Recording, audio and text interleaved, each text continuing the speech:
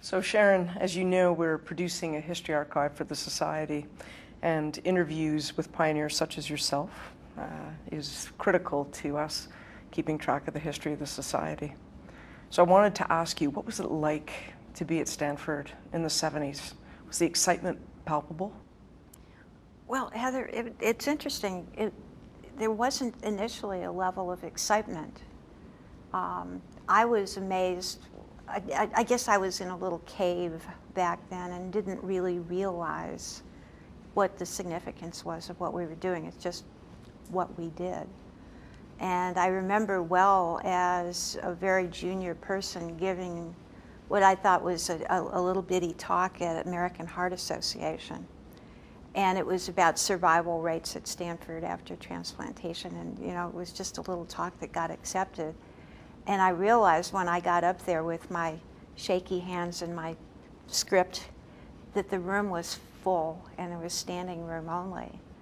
And that was probably the first insight I had, that there was actually a lot of interest in this field and a lot of people watching what we were doing.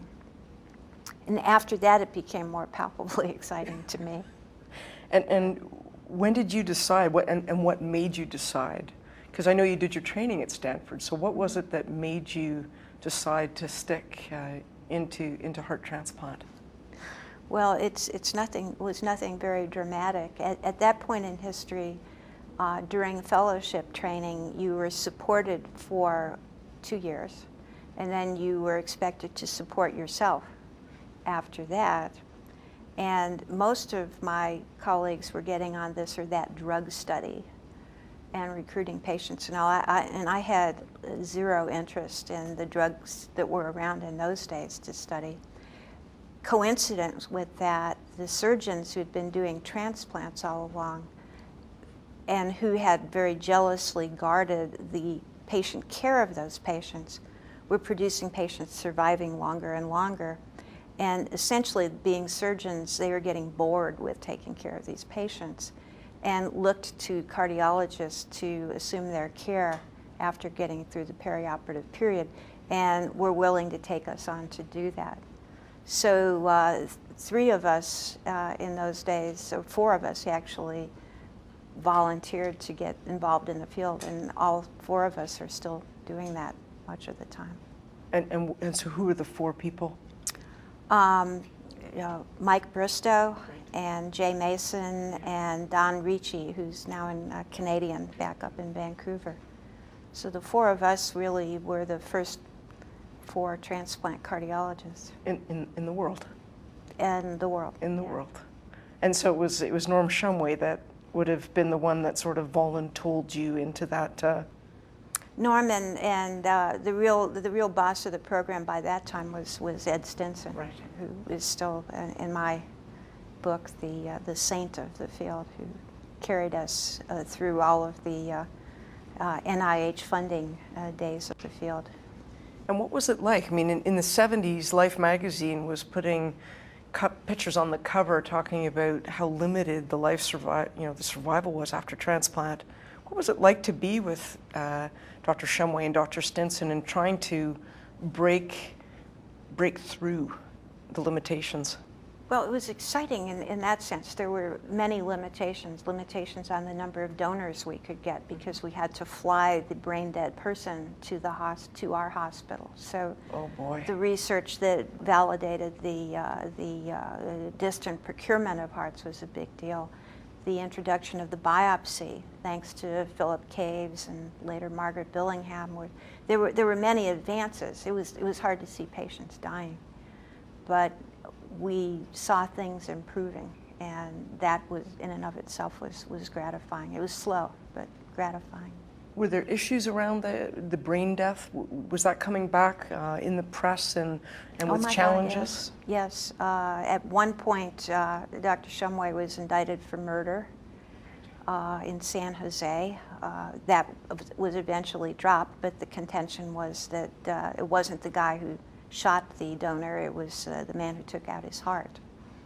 And ultimately, as you well know, there were, at the federal level, pronouncements of what constituted the concept of brain death, and it was really the field of heart transplantation that pushed the creation of those standards. And transporting the donor in must have been a bit overwhelming. Well, it was a bit overwhelming for a lot of families.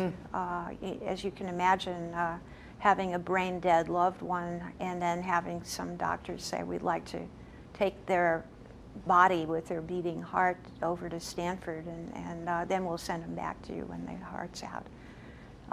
That was very emotionally difficult for a lot of patients, and I'm sure limited the number of donors we were able to get. The institution of real criteria for brain death and the validation of distant heart procurement with an ischemic time of up to 3 hours was a major improvement. Right. How did your team cope? I mean, you were there with the cardiology colleagues. You had Dr. Shumway, Dr. Stinson, and just the weight of the decisions that sending somebody for a surgery that at that time still didn't have a lot of long-term successes. How did the team cope? Did you feel like pioneers when you were doing it? Not really. Not really. I don't know what it feels like to be a pioneer. I'm not sure Stinson and Shumway and Oyer really did too. We just felt like we were offering these dying patients another chance, and they, for the most part, looked at it that way too. When you think about what happened at Stanford, we had Caves, and maybe you could just make a few comment on what he was like and what he brought to the field. Oh, Caves was an absolute delight. He was there with us supposedly for a year, and was an acerbic Scotsman, and got hold of an old Japanese bioptone and played with it, and with the help of an engineer, really upgraded it to the point where we could use it successfully. He was a delight to work with. And from there we went to Margaret Billingham and the Billingham criteria, or the first criteria for rejection. Right. When we were first starting to do the biopsies, we look at them and say, well, yeah, there's a lot of cells there, and it looks like the myocytes are dying and all that. But it took an honest-to-God, systematic, organized pathologist to really start looking at them and set up the criteria. Remember, Dr. Shumway just asked Margaret, who was a very junior pathologist, one day, look, we've got this new source of tissue we want to look at. Could you help us? And she said, oh, sure. It was a very casual request that's resulted in a very durable classification system. And how much do you think that impacted your care at the time that it... Oh, quite a lot. Right. When we diagnosed rejection and treated it, we were flying by the seat of our pants quite a lot.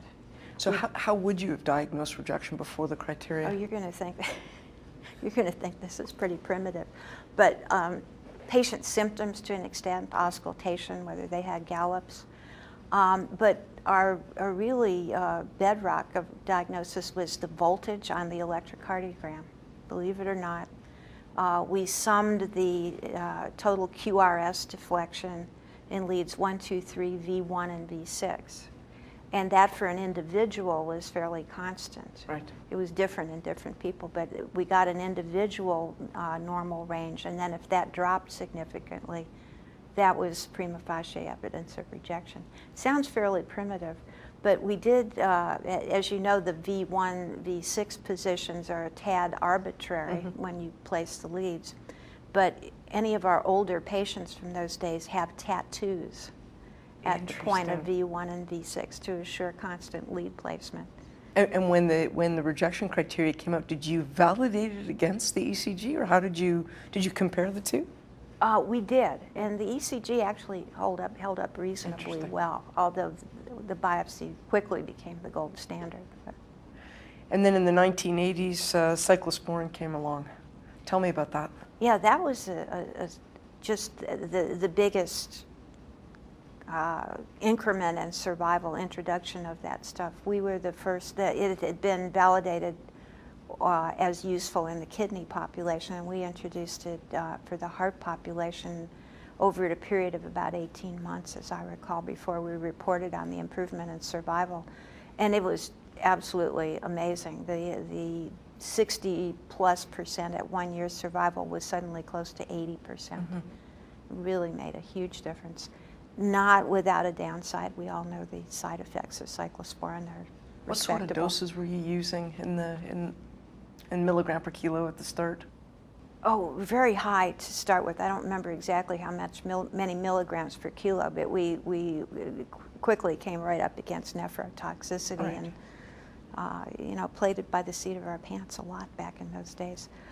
Ultimately, I think it took us a year or so to try to do more of getting it right, like I think we do now, and start following levels and ratcheting down. And when did the levels come in? Oh, they were part of the clinical trial. So they were right from the They get-go? were there right from the get-go. Our goals with the levels, however, changed over time. Now, in 1984, Robert St. Laurent underwent a Novacor implant, Mm-hmm. which was a pretty momentous time, because I think that was the first bridge to transplant with the Novacor. It was, yes. And he lived, he ultimately had his transplant and lived 20 years. So what was that like? Did you feel that was the next jump, or how did that seem at the time? It seemed like the next jump, but it didn't provide him. I remember seeing the man pre-transplant, or pre-operative and all, and it kept him alive long enough to get a transplant. Mm-hmm. It didn't provide him with a huge quality of life for the duration of being on it.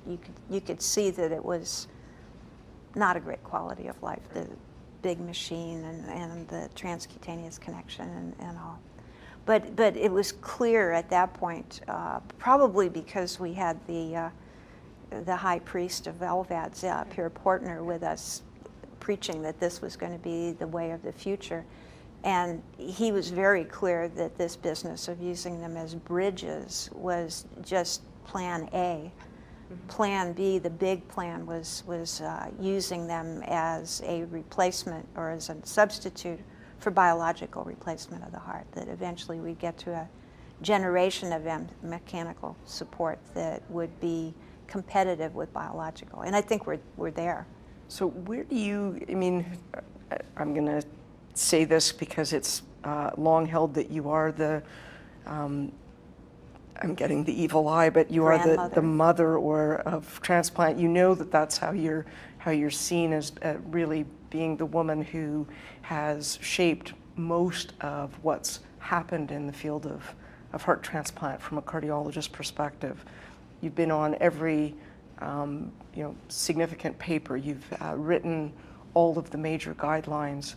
So let me ask you, because you've been there since the beginning, do you think that I'm going to be out of a job as a transplanter? Not anytime soon. Where do you think we're going? I think the mechanical solution is clearly going to become a major, I don't know, competitor, but alternative. I don't think that you and I are going to be out of jobs, because I think transplant is always going to provide a better quality of life and more durable quantity of life. But I don't think we're ever going to get a lot more donors than we have now. Right. And the demand clearly outstrips the availability of donors now, and being able to get a mechanical device off the shelf at will, as long as you can pay for it, will clearly become a competitive. Do you think we're going to see a randomized study of transplant versus LVAD in the next 5 years? Oh, I don't think so. That's a very good question, and it's certainly been suggested prominently in the past. Pulling that off would be I think it would be a great thing to do, mm-hmm. but it would be a major accomplishment, let's say. Certainly funding it would be a major accomplishment. Would be something. I'll switch tacks a little bit, and it's fair to say that almost every single person in transplant has trained at some point in time at Stanford. That's an exaggeration, but many people have trained through the Stanford program. Tell me a little bit about some of the people that have trained with you or that you have trained? Because I know that there have been some fairly interesting individuals. There've been a lot of interesting individuals. There was that woman whose dog chased my cat up the tree. Yes, I'm never going to live that down. No, probably not. Probably not. We've had some very interesting individuals. It's difficult on short notice to come up with good stories, but we're hoping to expand that program now that we are a recognized, and in the States at least, board certifiable subspecialty. The hope is that, as is the case with other certifiable subspecialties, we'll be able to get federal support and expand the training program. And expand the program.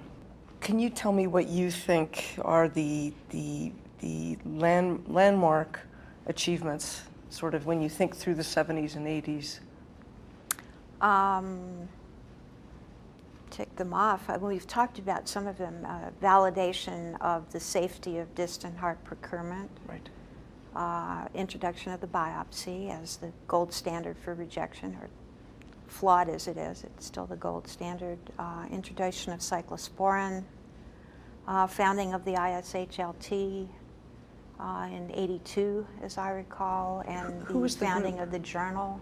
Who was the group that founded the ISHLT in '82? Tell me a bit about that. Mike Hess was the first president, and Jacques Losman almost simultaneously started the journal. They're both still very much around.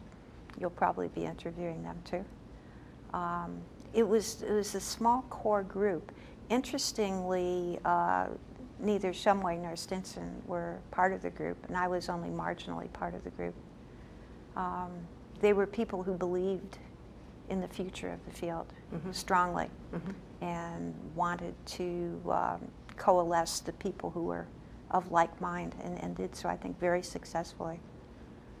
Certainly it's changed how we look at it in the science. It really made all the difference, I think, to have a society, but a family of people who had similar interests and similar goals, diverse as they might be in other ways, geographically and otherwise.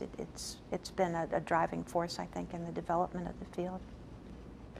Do you think, I mean, there's been a lot of, you mentioned about the biopsies and the flawed nature of biopsies, and now we have other markers and ways. Do you think we're going to see the end of biopsies as well over time? I don't think we'll see the end of biopsies, especially in the early perioperative period. I think they're really crucial to looking for rejection. For later on, I think we will probably see them supplanted by other biomarkers, maybe ones, potentially ones that we don't even know about yet. But I think that will happen. There's some exciting things going on now with looking like things at circulating donor DNA fragments and all that are, I think, potentially going to revolutionize it. But I think the key thing is the early postoperative period. We're going to probably continue relying on the biopsies for the foreseeable future. Was there much controversy around the first heart-lung transplant? Not that I perceived. Right. At least coming from where I was coming from, it was the natural progression of the field to incorporate the lungs. I don't know if that was seen as contentious outside. We never read much about it. Well, the idea of using 3 organs potentially for one individual, I guess. They weren't doing many in the way of many, if any, isolated lung transplants in those days. Now, I think it's a bit contentious because you could use that for 3 different patients. In those days, lungs just weren't being done. So they were just hanging around. They were thrown out. Yeah. What's your most endearing memory of Norm Shumway? Oh, goodness. Most endearing memory. I don't know. There are so many. His sense of humor was probably his most endearing thing. I remember walking along the hall one day, and one of the private cardiologists was talking to him and was clearly telling him, Norm loved dirty jokes. And this guy was clearly telling him a dirty joke. And he stopped talking when I got close. And I walked by, what the hell? And Norm yelled out after me, he said, "If it's any good, I'll tell you it later." He had a killing sense of humor. I remember from Yes. my interactions with him that he was almost a little bit of a prankster too. I think he sort of could try to get you in a tight spot, and I do remember being quite embarrassed by one of his jokes in the clinic. So I think he had a very good sense of humor. He was funny on the road too. I remember we were coming back from the Bethesda conference. That was another landmark. In 1983, the American College of Cardiology, which puts on this consensus conference on a different topic every year. They decreed that year that the Bethesda conference of the year would be on cardiac transplantation. And Norm was kind enough, and I chaired that, and Norm was kind enough to come and give an opening address. But we were in the airport coming back, and long line. And way ahead of us was a Stanford faculty member who was there for some other reason and had his arm lovingly around this woman. And Norm comes running up he always carried a camera when he traveled, and he snapped a picture of them. And I remember I didn't think much about it, and I said, "Oh, is that Mr. and Dr. and Mrs. So-and-so?" And he said, "That's not his wife." Yeah, that sounds. Yes. So you've had an illustrious career at Stanford, and you've stayed at Stanford the whole time. I'm sure there's been incredible opportunities to move. What's kept you at Stanford? Several things have kept me at Stanford. As you know, I grew up in Cleveland and came out to Stanford with a one-way ticket, motivated primarily by better weather. But growing roots there, having what I still think is a lovely place to live, better weather, and a local non-medical family has made me very reticent to leave. Yeah, I've looked at other jobs, but they can't improve on a lot of the quality of life out there. I think that's probably quite true. Well, as you know, you've been a mentor of mine for my entire career, so I want to thank you for that, needless to say, but I also want to thank you very much for your time. I think these memories are going to be very interesting to look back on in 10 years for me, and I think even currently for the people coming through to think about what it was like compared to where we are now. Well, I thank you too, Heather. I think one of the most rewarding things any of us ever does is mentor people who go on to be tremendous successes in so many ways, and it's the most rewarding thing I do. Thank you.